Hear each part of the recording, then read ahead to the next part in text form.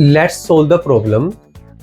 Integrate Z square E raised to power Z D Z over a curve C which is open. अब जो सी है आपको diagram में दिया गया है।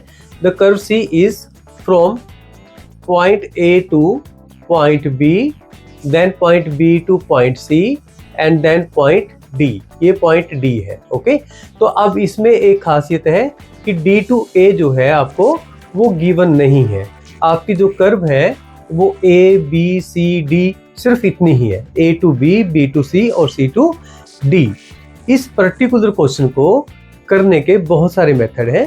पहला मेथड तो ये होगा कि हम इस सी को इंटीग्रेट करेंगे अलोंग ए टू बी, तो यानी कि Z square E raised to power Z D Z.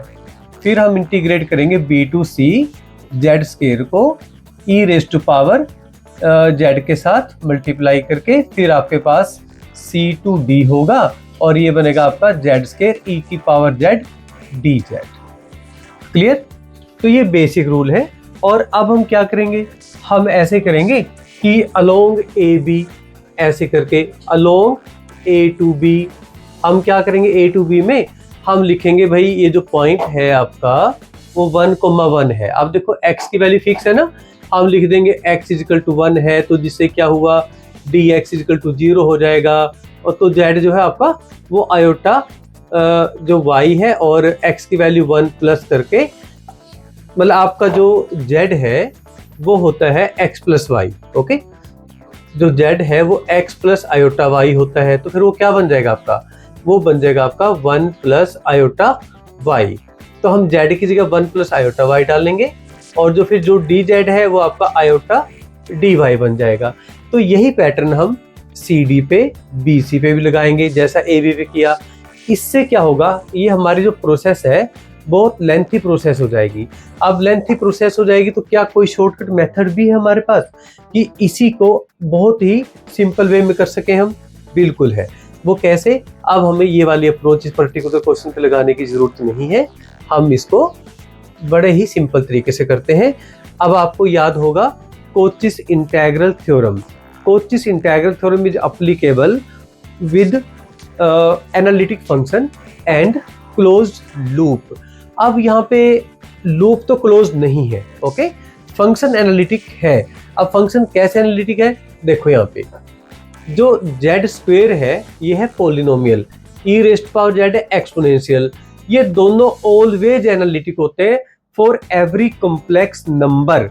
तो इनका जो प्रोडक्ट होगा यानी कि जेड स्क्वायर ई की पावर जेड जो है ये पूरे का पूरा क्या होगा, एनालिटिक होगा।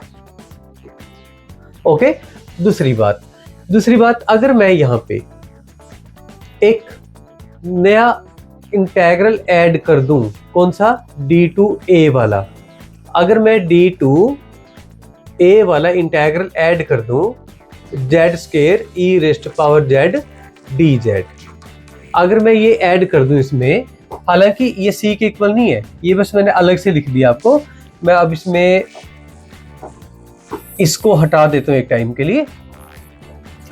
तो अगर हम कोचिस इंटीग्रल थ्योरम लगाएं तो फिर ये जो कर्व है ना आपकी वो क्या बन गई, ये बन गई आपकी A B C D A Z square E raised power Z D Z. अब ये क्लोज लूप है, ये एनालिटिक है, तो फिर ये जो इंटीग्रल है ना यहां से यहां तक, इस पूरे की वैल्यू क्या होगी, 0 होगी। देखो ध्यान से, A B B C C D D A, अब ये क्लोज लूप बन गई ना एनालिटिक फंक्शन की वजह से, ये पूरा इंटीग्रल बन गया आपका 0।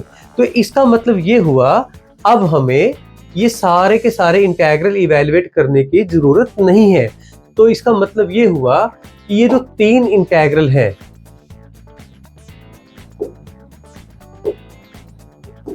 ये जो 3 इंटीग्रल आपके यहां से लेकर यहां तक, ये 3 इंटीग्रल ये तो बन गए आपके बेसिकली कर्व सी, है ना, जो हमें गिवन है, ऑलरेडी गिवन है क्वेश्चन में, E raised power Z E की power Z Z square D Z. तो ये क्या होगा, minus integral D to A Z square E raised power Z D Z. तो ये आपका नंबर 1 इक्वेशन। तो एक सिंपल से कंसेप्ट ने हमें ये बता दिया कि ये भी क्लोज लूप नहीं है। तो फिर ये जो पूरा इंटेग्रल होगा ना 3 साइड वाला 1 2 3 वाला, वो सिर्फ इसके इक्वल आ गया। तो यानी कि 3 इंटेग्रल इवेल्युएट करने की जगह हम सिर्फ एक ही इंटेग्रल इवेल्युएट करेंगे, वो भी डी टू ए। अब यहाँ पे आप डी टू ए की कहानी देखिए। अगर मैं डी टू ए करता हूं तो इसमें बेटा y हमेशा 0 रहेगा, जिससे आपका जो dy है वो भी 0 रहेगा। तो फिर z की कहानी क्या बनेगी? जो z था वो x प्लस आयोटा y, अब आपका सिंपली x बन जाएगा। जो z है वो क्या बन जाएगा? x। तो फिर जो dz है वो क्या बन जाएगा? आपका dx। तो ये जो इंटेग्रल है अब आपका ये बन गया minus X square E raise to power x dx। और यहाँ पे अब x की वैल्यू आपकी -1 से लेके +1 तक, ये बन गया आपकी -1 से लेके +1 तक।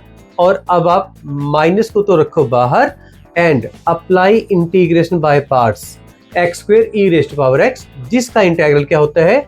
ई raise to power x bracket x square -2x + 2। आप ये शॉर्टकट में कर सकते हो -1 to 1। तो आपके पास आंसर आया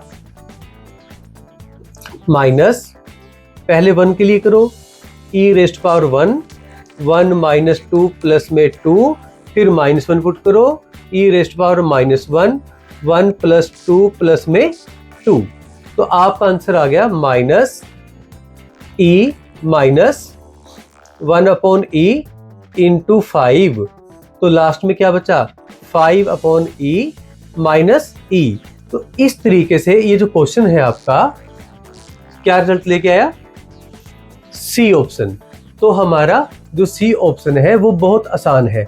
तो इस मेथड से हमें ये समझ आ गया कि हमें लॉन्ग प्रोसेस पे चलने की जरूरत नहीं है। अगर हमारे फंडामेंटल कंसेप्ट क्लियर है तो ये बहुत ही जल्दी सोल्व हो सकता है।